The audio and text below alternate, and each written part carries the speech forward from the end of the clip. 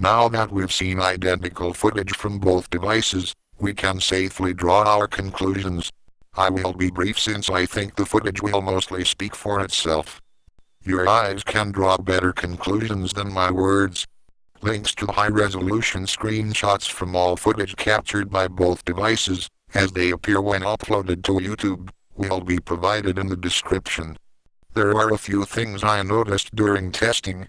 First, when the ADVC110 is first turned on, it outputs video through both the rear audio-video ports and the FireWire cable.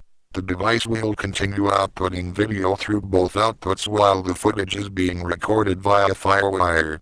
But as soon as the recording on the PC is stopped, the ADVC110 will stop outputting audio and video through the rear audio-video ports as well, and will not start again until recording is resumed or the PC is restarted. Second, you probably noticed that the audio recorded by the PGR150 was too loud and subsequently distorted. This happens regardless of the audio volume and settings used.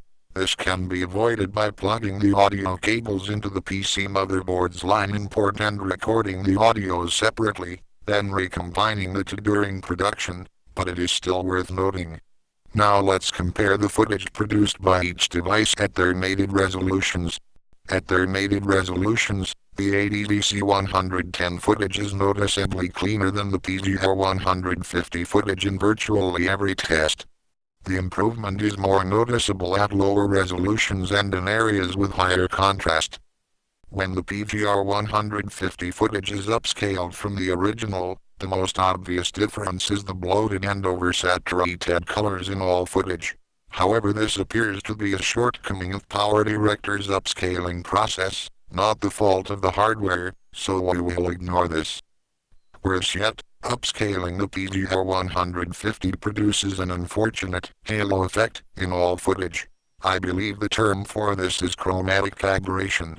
The effect is especially noticeable on high-contrast surfaces such as text and sprites.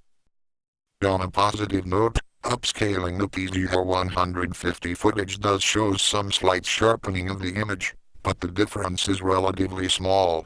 Upscaling the ADVC110 footage to 1080i shows the most dramatic improvement of any set of tests. I had one person comment that the quality was nearly that of native 1080i. The difference is less noticeable with lower resolution source material, but still present. When the upscaled 1080i footage from both devices is compared, well, there is no comparison in my eyes. The ADVC110 footage is simply that much better. So this brings us to the $200 question. Is the ADVC110 footage so much better than the PGR150 that it justifies spending $200 on equipment that does not even support high definition? I hope these tests will help you answer that question for yourself.